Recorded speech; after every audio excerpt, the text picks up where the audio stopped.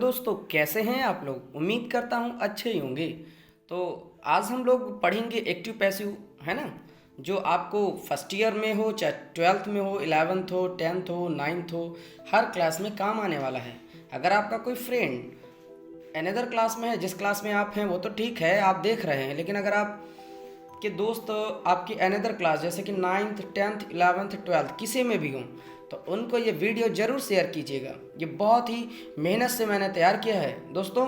इसको हमने टाइपिंग में काफ़ी समझ लीजिए 3 से 4 दिन लगे हैं मुझे इसको तैयार करने में। हमने हर तरह का क्वेश्चन उठाया है कि आप अगर पूरा वीडियो देखेंगे, देखिए छोड़ कर मत भागिएगा, अगर पूरा वीडियो देखते हैं तो बिल्कुल आपका रेडी होने वाला है। बिल्कुल कुछ नहीं छूटेगा, किसी भी बुक को देखने की कोई ज़रूरत नहीं है और ना ही कोई दूसरा वीडियो देखने की ज़रूरत पड़ेगी, है ना। तो हर तरह के एग्जाम्पल्स आपको मिलेंगे, हर तरह का आपको रूल्स मिलेगा।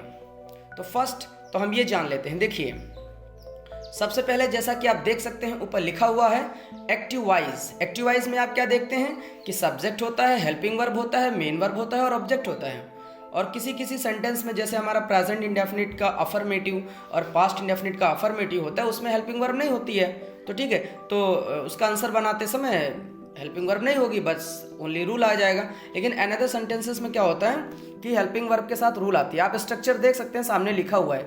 एक्टिव वाइज का स्ट्रक्चर है subject, helping verb, main verb, object. और पैसिव वाइज का जो स्ट्रक्चर है वो क्या है कि ऑब्जेक्ट को सब्जेक्ट बना देते हैं, ठीक है। और जो सब्जेक्ट होता है वो बाई ऑब्जेक्ट हो जाता है। हेल्पिंग वर्ब आपकी लगती है और उसी के साथ रूल लग जाता है। हेल्पिंग वर्ब क्या होती है, जैसे इज आया है और आपने जब पैसिव वाइज बनाया तो ऑब्जेक्ट आपका प्लूरल है, तो हो सकता है पहले इज लगा हो, एम लगा हो, इस तरह से सिंगुलर आपकी हेल्पिंग वर्ब लगी हो तो हो सकता है कि प्लूरल लग जाए। तो जो पीछे से ऑब्जेक्ट आता है ना, उसके हिसाब से आपकी हेल्पिंग वर्ब लगती है, फिर उसी के बाद रूल लगाना होता है, ठीक है।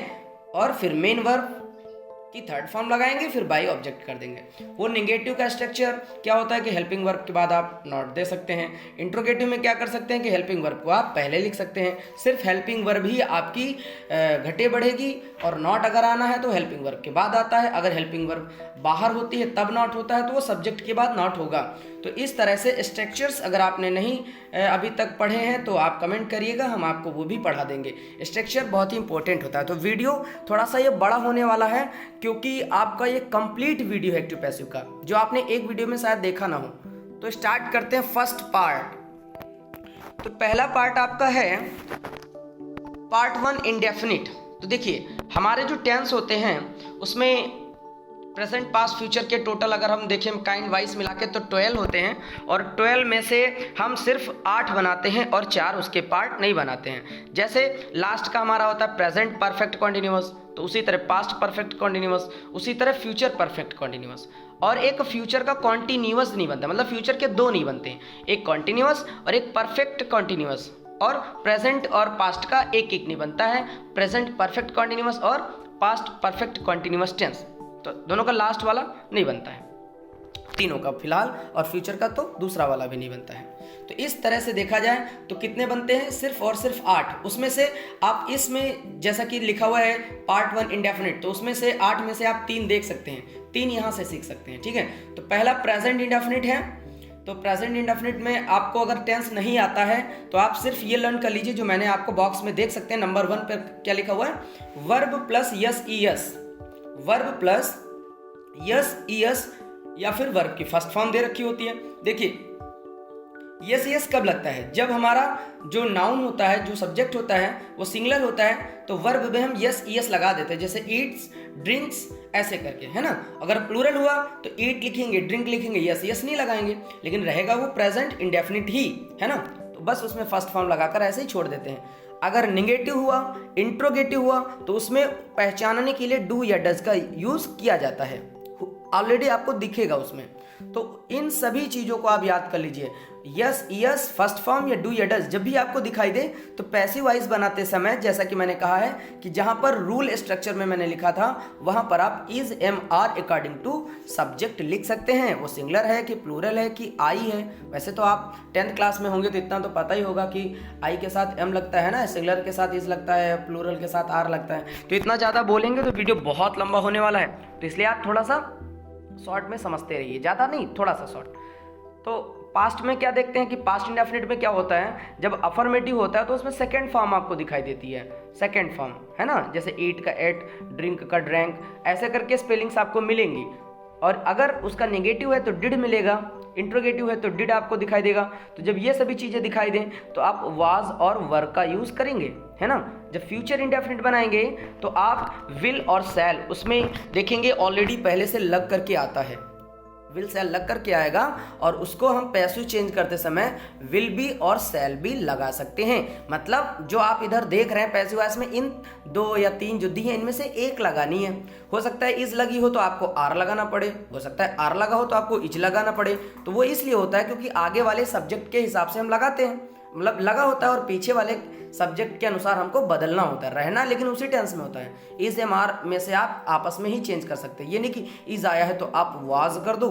याद रखना यहाँ पर आप डायरेक्ट इनडायरेक्ट नरेशन नहीं पढ़ रहे हैं, यहाँ पर आप एक्टिव पैसिव पढ़ रहे हैं। तो आइए चलते हैं एग्जाम्पल की ओर। ये आपको ये याद रखना है कि क्या आएगा तो क्या कर देना है ना। यस यस आए तो is am are, do does I तो is am are, second form या डिड आए तो was were, will shall I तो विल बी शैल बी में चेंज करना है। तो आइए देखते हैं एग्जाम्पल। तो पहला एग्जाम्पल हम देखेंगे, लिखा है the washerman washes the clothes. तो वाशरमैन वॉशेस द क्लॉथ्स में जरा देखिए, आपकी जो वर्ब दे रखी है वॉशेस, है ना, वॉशेस में ईएस लगा हुआ है, और जैसे हमने देखा कि अरे ये तो ईएस आ गया भाई, ईएस आ गया तो प्रेजेंट इंडेफिनिट टेंस हो गया। तो अब हमने क्या किया, इसको समझ लिया कि ये प्रेजेंट इंडेफिनिट है, मतलब इसमें क्या बताया था मैंने, यस यस आएगा। जरा बैक करिए और देखिए नंबर 1 में यस यस लिखा है तो उसमें क्या लगाते हैं, इज एम आर। तो जब इज एम आर लगाएंगे तो कैसे लगाएंगे, देखिए पीछे है ऑब्जेक्ट हमारा द क्लॉथ्स, क्या है, द क्लॉथ्स, द क्लॉथ्स आगे जाएगा, है ना, तो आगे से तो वो सिंगुलर है, लेकिन पीछे से जब हम आगे की ओर बनाएंगे तो प्लूरल हो जाएगा। तो द क्लॉथ्स, उसके बाद हेल्पिंग वर्ब आर का चूज करेंगे, आर चूज करेंगे, और उसके बाद हमको डालना है, वैसे हेल्पिंग वर्ब तो है नहीं इसमें, तो रूल हमारा हो गया। अब मेन वर्ब की थर्ड फॉर्म वॉश को वॉश्ड है, the clothes are washed by the washerman. नीचे उसका आंसर भी मैंने दे दिया है, आप आसानी से उसका आंसर देख सकते हैं, है ना। तो ठीक है, अगला क्वेश्चन देखेंगे, they do not like the mangoes. इसमें आपने क्या देखा, अरे हाँ डू दिखाई दे रहा है, तो जब डू दिखाई दे तो समझ जाना कौन सा है, प्रेजेंट इंडेफिनिट, है ना, इज एम आर, आपको याद आएगा। तो जब इज एम आर आएगा ना तो आप क्या करोगे, बस फटाक से मैंगो आगे लिया है, फिर डू और डज देख करके देखिए आगे से प्लूरल है तो डू का यूज है, तो क्या हम आर का यूज करेंगे, नहीं, पीछे से मैंगो आया है, मैंगो सिंगुलर है तो वहां पर हम इज लगाएंगे। अगर मैंगोज आ जाता तो आर लगाते हैं, तो आर नहीं लगाएंगे, इज लगाएंगे। तो मैंगो इज, वहां नॉट, यहाँ नॉट, भाई मैंगो इज नॉट, वहां डू नॉट, यहाँ इज नॉट। लाइक को लाइक्ड कर दो, वर्ब की थर्ड फॉर्म लगा दो, बाय देम, भाई जो हमारा दे है वो बाय के साथ ऑब्जेक्ट में बदल जाता है, तो mango is not liked by them. ऐसे ही बारी बारी से आप देखते चले जाइए फटाफट।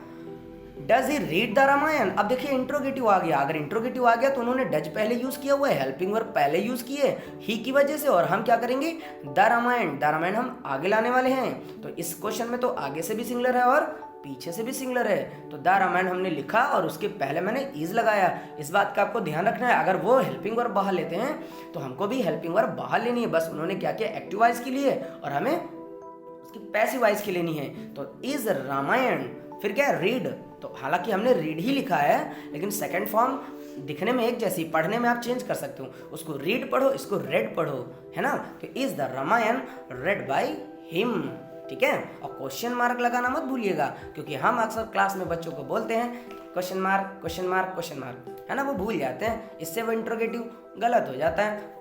भाई फर्स्ट ईयर 12th और 10th में क्या होता है, सिंटैक्स आता है ना, उसमें करेक्शन के लिए, तो ये सब चीज़ें करेक्शन के लिए याद रखना कि अगर इंट्रोगेटिव है और हमने क्वेश्चन मार्क नहीं लगाया तो गया मेरा नंबर गया, तो इसलिए बहुत अच्छे से याद रखना है। फिर है अगला, वी हेल्प यू, हम आपकी मदद करते हैं। तो इसमें आपने क्या नोटिस किया कि इसमें ना ही तो यस ईएस आया हुआ है ना ही डूडस आया हुआ है, लेकिन गौर करो मैंने बताया था कि वहां पर फर्स्ट फॉर्म होगी, तो हेल्प क्या है, फर्स्ट फॉर्म। अभी भी ये हमारा प्रेजेंट इंडेफिनिट है, तो प्रेजेंट इंडेफिनिट है तो लगाओ, उठा लो, यू को आगे ले गए, ठीक है, यू।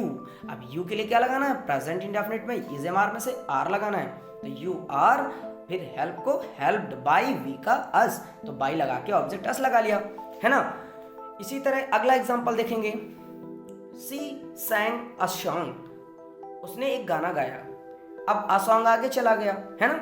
अब देखिए क्या है, सैंग, सैंग से हमको क्या पता चल रहा है कि सिंग होती है फर्स्ट फॉर्म और सैंग होता है सेकंड फॉर्म। और सेकंड फॉर्म किस में आता है, मैंने कहा था ना, सेकंड फॉर्म और डिड पास्ट इंडेफिनिट में आता है। जब जब ये दिख जाए तब तब आपको लगाना है वाज या वर।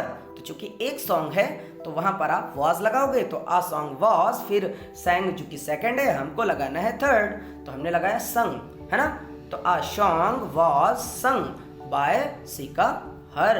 तो बस सब्जेक्ट को बाई ऑब्जेक्ट और ऑब्जेक्ट को सब्जेक्ट और हेल्पिंग वर्ब हो तो ठीक है, ना हो तो सिर्फ रूल, अगर हो तो उसको लिखने के बाद रूल लगा दो, आंसर बन जाएगा। ठीक है, तो अगला इंट्रोगेटिव देखेंगे। और अगले क्वेश्चन में मैंने क्या देखा कि डिड आ गया। अरे सेकंड और डिड दोनों के लिए वाज वर्ब का ही यूज होता है, तो उन्होंने हेल्पिंग वर्ब आगे लगाई है और हमने वाज को आगे लगा लिया, क्योंकि मैंने ऑब्जेक्ट क्या उठाया, योर होमवर्क। ये तीनों वर्ड आपके एक ही में हैं, अलग अलग नहीं है। आप वर्क उठाओगे तो गलत हो जाएगा, होम उठाओगे तो गलत हो जाएगा, है ना। तो पूरा उठाना, योर होमवर्क आगे लिखा, लेकिन उसके भी पहले हमने क्या लगा लिया, वाज, क्योंकि उन्होंने क्या लगाया है, डिड, उन्होंने हेल्पिंग वर्ब लगाई एक्टिव वॉइस की और हमने लगा ली पैसिव वॉइस की। तो वाज योर होमवर्क है। अब कंप्लीट की third form completed by you. लेकिन आप लोग ये गलती ना करिएगा, अक्सर बच्चे गलती करते हैं कि वो इज एम आर देख लेते हैं तो वो सोचते हैं भैया इज एम आर है तो चलो क्या करो इसमें बीइंग लगा दो, हैं। लेकिन बीइंग कब लगाते हैं, बीइंग लगाते हैं जब कॉन्टिन्यूअस हो, यानी कि इज एम आर पहले से दे रखा हो। और यहाँ पर जो आप वॉज देख रहे हो ये दिया नहीं हुआ है क्वेश्चन में, मैंने लगाया है, इस वक्त वॉज ही रूल है ना। तो बीइंग मत लगाना, ये गलती मत करना। अगला एग्जाम्पल देखते हैं, वॉज। हाँ, अगला एग्जाम्पल है I shall write an essay, I shall write an essay. तो अब क्या किया, इसमें शैल आपको दिखाई दे रहा है जो फ्यूचर इंडेफिनिट है, वैसे ही मॉडल एक्सिलरीज भी है और फ्यूचर का भी समझ सकते हैं। तो ठीक है, एन एसे आपने आगे ले लिया, ठीक है। वहां पर देख सकते हैं कि शैल लगा हुआ है, लेकिन हमने शैल नहीं लगाया। जैसा मैंने कहा आपस में बदल जाते हैं, तो आई के साथ शैल का यूज किया गया, आई वी के साथ अक्सर लोग शैल का यूज करते हैं, तो ठीक है। और यहाँ पर आपका आई या वी में से तो कुछ है नहीं, तो विल और शैल में से मैंने क्या किया, विल ले लिया। क्योंकि रूल क्या था कि विल और शैल आने पर विल भी शैल भी कर दे, तो पैसिव वॉइस में हमने विल भी कर दिया, क्योंकि रूल यही है, या तो शैल भी करो या तो विल भी करो, अकेले शैल और विल नहीं आता है। तो विल भी, फिर राइट की थर्ड रिटन, फिर आई को क्या कर दिया मैंने, बाय मी, क्योंकि आई का ऑब्जेक्ट होता है मी, तो an essay will be written by me. Next last example देखेंगे, why will she not post a letter. देख सकते हैं कि ये इंट्रोगेटिव है ना, फ्यूचर जो है इंडेफिनिट उसका इंट्रोगेटिव कह सकते हैं, सेकेंड टाइप इंट्रोगेटिव नेगेटिव, या क्वेश्चन टाइप इंट्रोगेटिव नेगेटिव, कुछ भी समझे। तो इंट्रोगेटिव भी है और नेगेटिव भी है। तो देखो क्वेश्चन में उन्होंने क्या किया कि भाई क्वेश्चन वर्ड यूज किया है वाई, तो हमने भी वाई लगा लिया, वाई थोड़ी बदलेगा। हाँ, विल और शैल बदल सकता है, तो पीछे से अ लेटर हम आगे ले गए, लेकिन उसके पहले हम लोगों ने विल लगाया, क्योंकि वहां पर सी लगा हुआ है, तो सी के लिए भी विल यूज करते हैं और ए लेटर के लिए भी हम यूज करते हैं विल, क्योंकि यहाँ पे आई और वी नहीं आया तो वो शैल का यूज नहीं कर सकते, ठीक है। बट देखा, आपको एक चीज बता दे, विल और शैल जब आता है तो विल बी और शैल बी लगाते हैं। तो इंट्रोगेटिव में आपने क्या देखा कि वाई विल है ना, फिर आ लेटर ले, बी नहीं लगाया, क्यों, उसको रोक दिया है, जल्दबाजी नहीं करना। वो जो बी होती है ना, वो जब विल बाहर आ जाएगा तो सब्जेक्ट के बाद लगती है, वैसे आ लेटर के बाद लग जाती अगर नॉट ना होता है। क्वेश्चन में नॉट भी आ गया तो भैया आओ सब लोग आ जाओ, हैं, नॉट भी आ जाओ, तो उसके बाद भी कहती है कि चलो ठीक है भाई तुम लोग आगे आ जाओ, मैं तो पराई घर की हूँ तो मैं बाद में आ जाती हूँ, हैं। नॉट तो उसका खुद का है, नॉट क्वेश्चन में था तो अपना जोर जमा रहा है कि भैया नहीं मैं तो इसी फैमिली का हूँ, मेरा मन, मैं तो मुखिया के साथ रहूंगी सब्जेक्ट के साथ। लेकिन भी कहती चलो कोई बात नहीं, मैं तो पराए घर से आई हूँ, है ना, तो पराए घर से आई हूँ तो भैया ठीक है, जहाँ बताओ वहाँ रह लो, है। नया नया मामला है, तुम खुद ही सोचो, जब नया नया मामला होता है तो क्या होता है, जो कहते हैं लोग घर वाले वही करना पड़ता है कि ये बनाओ तो ये बनाओ, वो बनाओ तो ये बनाओ। लेकिन हाँ, जैसे जैसे मामला पुराना हो जाता है तो अपनी जगह बना लेते हैं, फिर जो बनाता है वो करते हैं। लेकिन ऐसा आप लोग नहीं करेंगे, हैं। चलिए क्वेश्चन आंसर पे ध्यान देते हैं। तो नॉट के बाद बी लगा दिया, एंड पोस्टेड बाय हर, अर्थात पोस्ट को पोस्टेड कर दो, और बाय क्योंकि सी जो आगे यूज़ हुआ है उसको आप पीछे कर दो। हाँ, लास्ट में आप क्वेश्चन मार्क लगा लेना। हमसे लग रहा है फुल स्टॉप लग गया ये है, अभी तो ये करेक्शन नहीं हो सकता, लेकिन आप लोग लास्ट में यहाँ पर क्वेश्चन मार्क लगाइएगा। तो ये था इंडेफिनिट का आपका कंप्लीट वीडियो, मतलब पार्ट 1। तो हम तो सोच रहे थे, हमने आपको बताया भी कि हम आपको कंप्लीट वीडियो देंगे, लेकिन वीडियो 10 पार्ट्स में करीब करीब 10 पेजेस में है। तो इसी तरह का आप 10 टाइम्स मल्टीप्लाई कर लीजिए तो ये वीडियो बहुत लंबा हो जाएगा। तो मैंने अपना विचार फिलहाल अभी के लिए बदल लिया है और आपको मैं सिर्फ इंडेफिनिट दे रहा हूँ। तो आप लोग इंडेफिनिट को एंजॉय कीजिए और कॉन्टिन्यूअस का वेट करिए हैं। तो चलो रूल फिर से देख लो एक बार हैं, ये आप स्ट्रक्चर नोट कर लो। और दूसरी चीज़, ये जो आपने देखा ना बॉक्स में इंडेफिनिट लिख करके उसके बाद एक्टिव पैसिव का लिखा हुआ है कि एक्टिव वाइज में ये आएगा तो पैसिव वाइज में ये आ जाएगा, तो इसको नोट करो।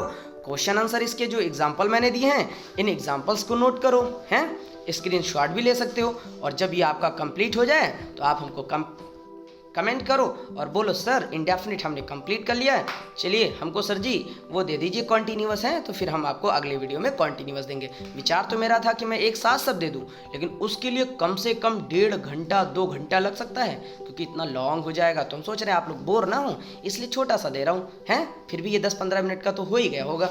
तो आप लोग ऐसा करो ना, इसको स्टडी करो और अगले वीडियो का वेट करो। कमेंट भी कर देना हैं, अभी तक अगर सब्सक्राइब नहीं किया तो ये भी कर दो। देखो हम आपके लिए इतनी मेहनत करते हैं इतना सारा वर्क करते हैं, तभी तो आपके लिए वीडियो ला पाते हैं। तो आपका फर्ज बनता है ना एक छोटा सा सब्सक्राइब करना, कर दो ना। चलो अगर कर दिया है तो अच्छी बात है, नहीं किया तो कर देना। फिर मिलते हैं एक नए वीडियो के साथ। नमस्कार। और आप लोग अपना ख्याल रखिएगा हैं, पढ़ाई भी करिएगा और सेहत का ख्याल भी रखिएगा। मौसम बदल रहा है तो थोड़ा सा अच्छे से रहिएगा। तो ठीक है, उम्मीद करते हैं आप लोग अपना ख्याल रखेंगे और मेरे वीडियो को ज़रूर एंजॉय करेंगे। दोस्तों को शेयर करना नहीं भूलिएगा हैं। हाँ ठीक, चलो चलते हैं, मिलते हैं फिर नए वीडियो के साथ। Bye bye.